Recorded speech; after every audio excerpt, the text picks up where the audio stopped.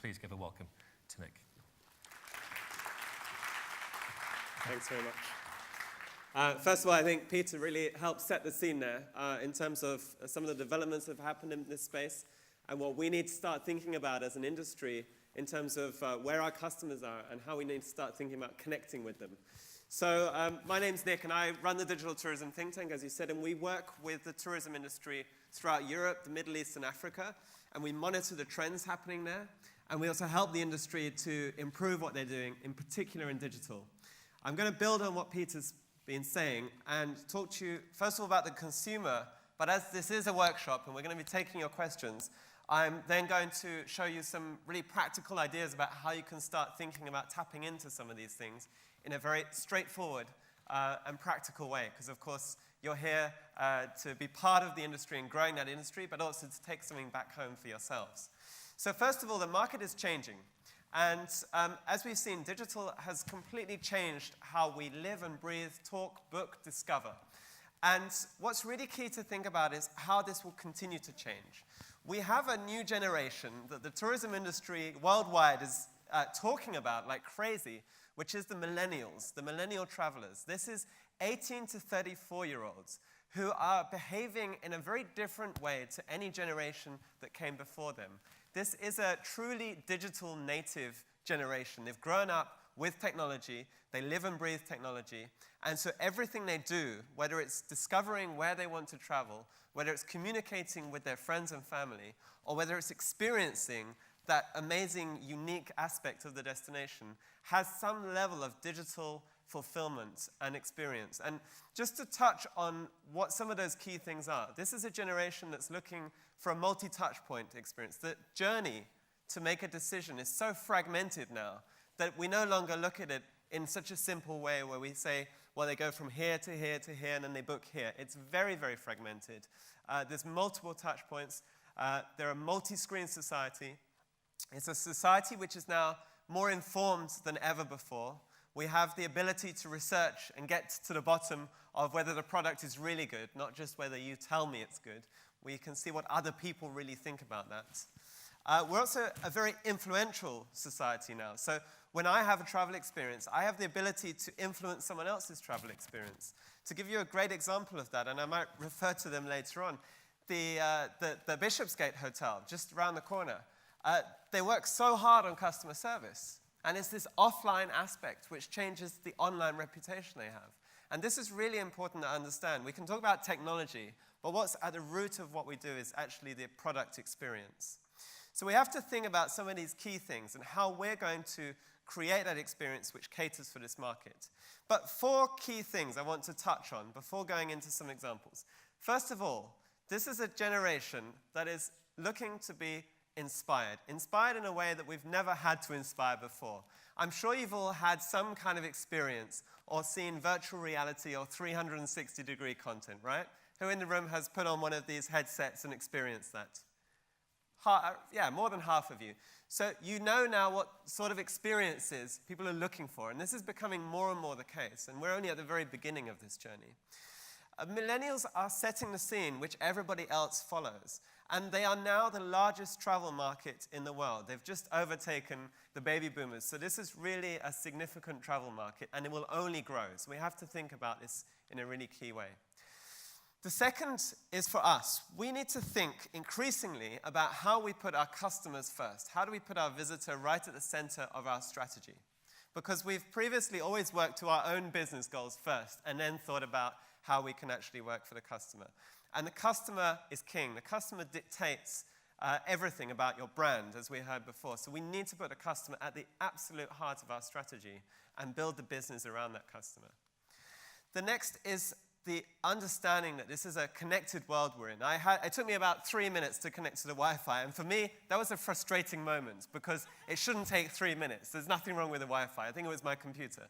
But this is a society which needs to be connected. We have the amazing success of the EU, actually, I have to say, that we no longer will have roaming charges from next summer. None at all within Europe. This is an amazing achievement. And it's actually something which will dramatically transform the travel experience, given that mainland Europe will be one of your key markets. This will actually allow people to travel, to go outside of your hotel or your attraction, to not even need to connect to the Wi-Fi and share that experience. And when we see those beautiful desserts, that means they're increasingly shareable, and we can increasingly get people to talk in real time about the experiences they're having, and this will influence other people. And one key thing, and I just came from Dublin where I was involved, I won't say the other conference because some of it was confidential, but data. Data was absolutely key. It almost took me by surprise just how important everybody recognized data to be.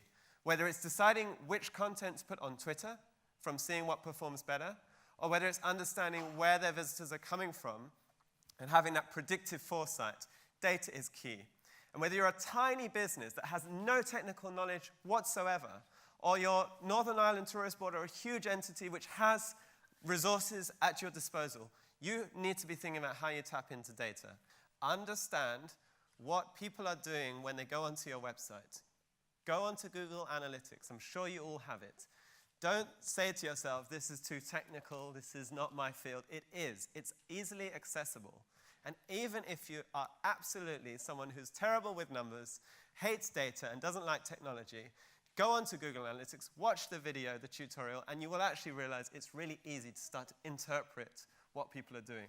You can do the same with your Facebook statistics, the same with your Instagram stats. And if you're a small business and you don't have any extra resources to spend money on research, this is already an amazing place to start. If you post an image every day of the week, look at all 7 days and see which one had the most engagement. That's the type of image which your customers are responding well to, and that's what you want to do more of. Simple things, but you need to take some space to think in such a strategic way. So we have here the visitor cycle. There are so many interpretations of this. I just told you that it was completely fragmented, but on the other hand, there are some principles which still apply. So we have our visitor goes from a point of being unaware to deciding, to being interested, to looking to book, and then to traveling and experiencing that destination. And whatever we are, whether we're a tiny business or a really large business, we need to think about how we talk to our customers at every stage. How do we create that early stage awareness? Maybe that's being part of a bigger campaign with, say, Tourism Northern Ireland, or working on something really unique in the business. How do we then push people through that funnel? Because ultimately, we can't just focus on one stage. If we only focus on reputation, we'll miss out on creating something more than just a good reputation. And if we only focus on booking, we won't create the demand which actually drives people to want to book. So we need to think about every stage in the cycle. And it just requires time to do that. Let's have a look at some of the key things that came out of some research that Expedia recently did, which I think just tells us a little bit about what people are looking for. So I just took some quotes out of that that were gathered from the focus groups. I don't like to go to places that look like tourist sites, which make me feel like ordinary people. So actually, people are looking to live like a local. This is a big, big trend right now. People don't want to visit and be a tourist in the destination. They don't want to be labeled as a tourist. I'm more of a take in the culture and live like a local traveler. On holiday, I'm looking to have a new experience, to do things I've never done before. And these are just some really key but really consistent findings. So think about people wanting to have more unique, more individual experiences. How can you create something more authentic, more personal? Think differently about how you actually create that experience. Understand that people want to do things they've never done before. Understand that they are seeking something that's experiential, that's truly authentic. And when we talk about authenticity, it's not about having classical dancers that play music and everything else, although that's nice. But this isn't what people are looking for today. This is actually people are looking to understand the destination, get to know the people, live like a local, and really experience something that's true and that's genuine. And that might be quite an unvarnished view of the destination. Social media is really key, and then personalization is everything. And it's not always about finding a technology solution to personalization. Personalization is also something really, really big, and that can happen on any scale, but customers today are looking to challenge brands to give them more personalized experiences, to know them better. So going back to this great experience, and I only arrived late last night, This is a hotel which understood already a little bit about me. And I said a couple of things at reception, and then later on, they came to me and they suggested 4 or 5 things I might like to do without me asking for it. So this is offline personalization. We can also do that online. And it's a great example of how you just go that extra mile to actually really meet and surprise customers. So think about how you can engage strategically through all those different touch points and think about every stage. One first step I would recommend is think about making profiles of your customers. Start with the customers that you know best, your lion's share of customers, and start thinking about who they are, where they come from, how they get there, how they hear about it. If you don't know the answers to these questions, and you should never assume, then make sure you ask them. You can ask them face-to-face. Conversations are an amazing thing. You can read what they're saying on Twitter and TripAdvisor, and you can survey them. Basic things will tell you so much about your customer. And start to build a profile, and then start to work through that every stage of the journey. You can use, there's a lot of free tools on the web that allow you to size the market. If you think that, say, Liverpool or Scotland is a really key market, you can really easily tap into tools. Also, the National Tourist Board, the local tourist boards, they have research. You can start to really understand how important is that market, how much do they spend, do they travel for 1 or 2 days, or are they more likely to travel for 3 to 5 days? Measure interaction. Look at how they respond to the content that you put online. Go onto your Google Analytics. I know we don't like to do that. It's a bit boring. But I think everybody can grasp the basics of Google Analytics. Look at how people travel through your site, how long they spend on each page, which content performs best. And most important is understand your existing customers. I think this is key. So there's some really, really key data points which you can tap into.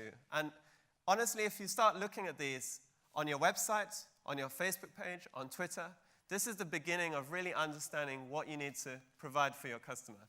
And at the heart of that is content. Next, I want to talk about content and the brand, because once you've got the mechanisms, the operational side of your business in order, the next step is to win on a brand level, to create that position where you are the place that people want to go to, the only choice they really should be taking.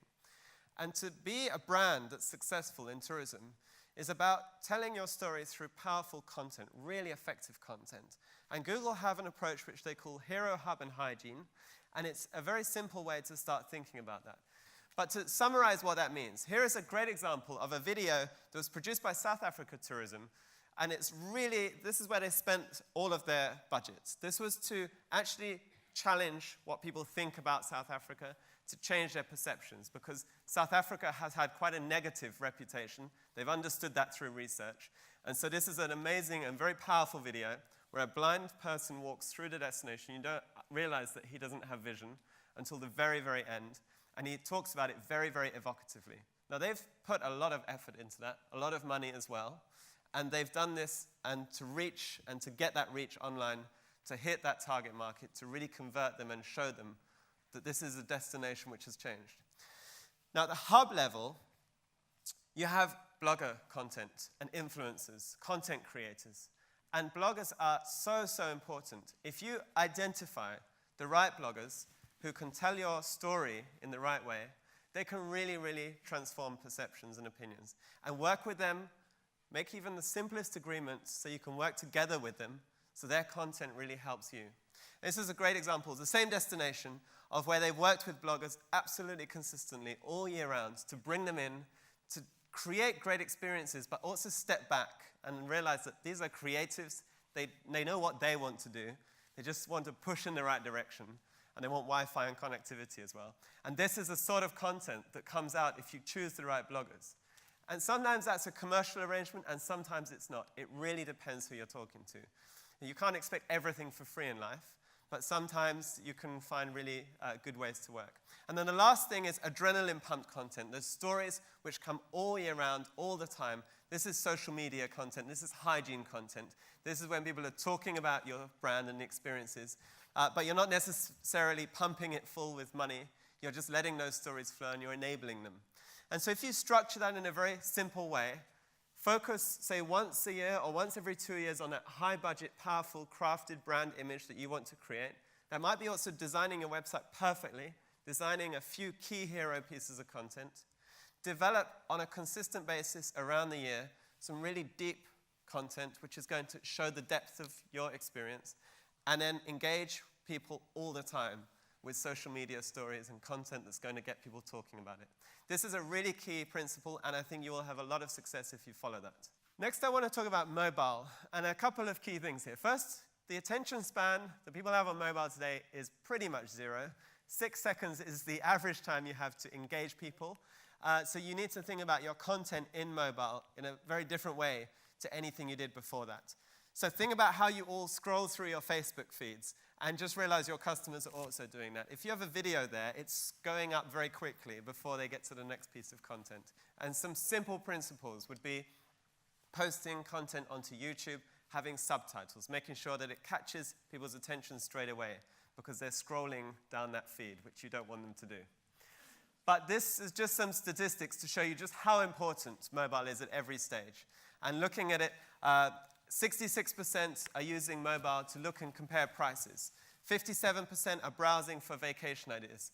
55% are using maps for directions. 53% using for reviews. So you can see it's very evenly spread throughout the journey. And what's really key is 46% are being influenced with booking decisions on mobile. And we're seeing that number really grow. So you have to think about how to actually enable mobile bookings and support people in that space. One of the key things to think about is that mobile is also becoming an increasingly walled garden. That is to say that you spend your time, majority of your time is within 2 or 3 apps that you love. That might be Facebook, it might be Twitter, but your attention with your customer is within those apps. So the temptation to try and always draw them to our own platforms, to our own media, is a mistake that we can't continue to do. We have to engage people where they're having the conversations. And so we have to think about telling the story within those walled gardens through really powerful content. And that's also a huge opportunity. So it's not something we should see as a bad thing. It's something we should tap into. As Peter said, unfortunately, social media is not free. Some really good actions can come out without investment. But also, to get that reach, you need to pay to play. So we just have to think about that. But the key thing is to let others tell your story.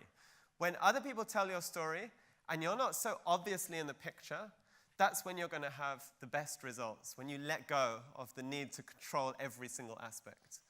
And here's just a great example where we took 150 tourism marketeers to the Faroe Islands.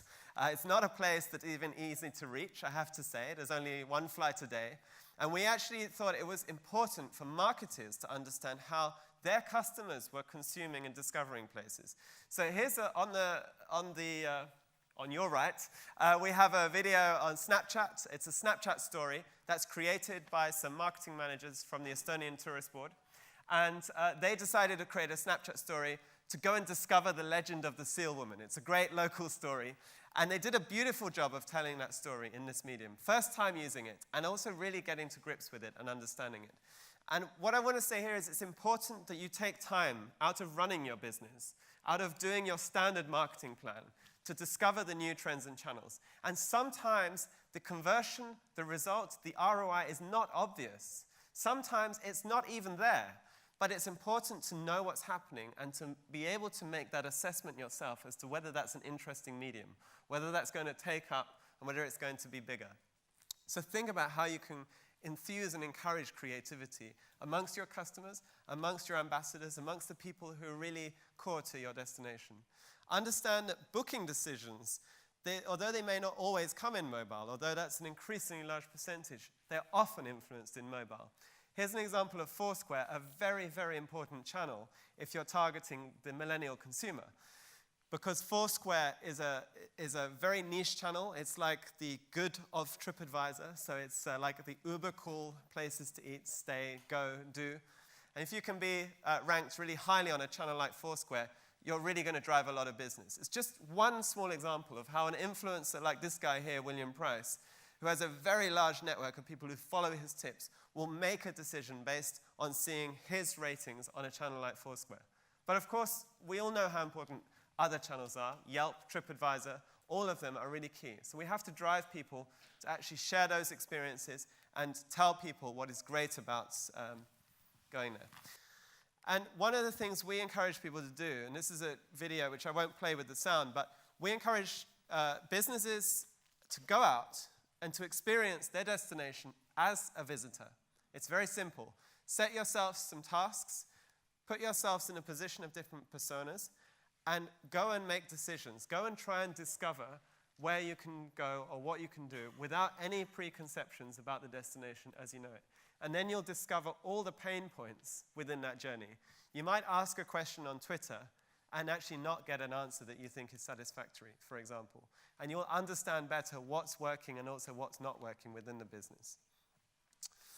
Now, the key thing is to learn what's working and adapt your approach, and also adapt your approach to the changes that are happening in society and online.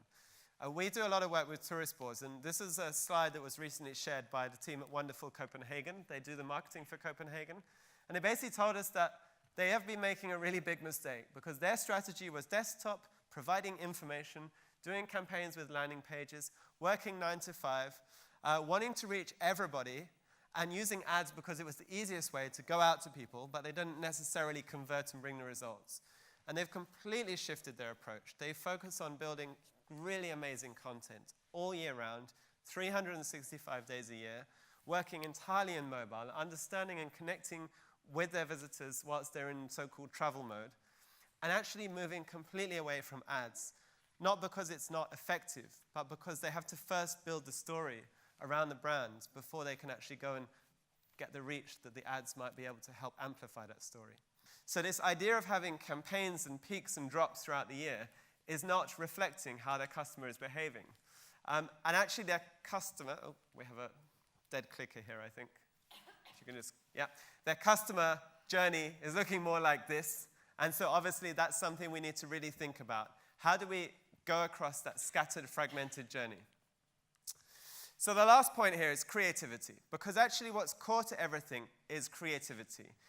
Your customers are becoming increasingly creative because they have the tools. They have the photo cameras. They have the ability to converse and talk about that experience. We see here more and more of a move towards local guides, towards people sharing their experiences and influencing other people. Here's an example of what Google are now doing with so-called local guides. It's very similar to what Airbnb have been doing, and it's actually asking people to be the ambassadors for their destination. And you have the chance to also be ambassadors for your destinations, whether it's through your own channels and your own conversations or through other channels. You have the opportunity to really influence people in a different way. This is a great example of what Cape Town Tourism have done. They've actually worked with local influencers. People have a story to tell about the city, and they've asked them to create, they've worked with them to create video content to discover what's under the skin of the destination. And so they've done 6 powerful pieces which show people what it's like to live in that city, to not be a tourist, but to live like a local. And it's really, really powerful content. So think about how you can empower creativity. Do things, oh, here we go. This is another example of where we work with businesses so they go out and they discover new technology and trends and tools. In this case, people, again, using Snapchat to discover how they can tell the story within a restaurant. How do I tell the behind-the-scenes view using technology? Talk about how to cook a certain dish or something like that. It's actually relatively available and easy to do, but we just need to take the time out of our schedules to be more creative. And I was inspired on a recent visit to Barcelona where I was at a trade conference. Trade conferences are generally extremely boring places, but this is a mobile phone company that had a social media team that really, really loved what they do. They were dressed as, the company is called Weco, and they were dressed as astronauts. They called themselves Weconauts. They created a room where they monitored all the conversations around their brand. It's just one tiny example of people who truly love their job. They love what they do it with passion, and because of that, they are creative. Because of that, they think more creatively. And on that note, I want to say thank you, and looking forward to your questions.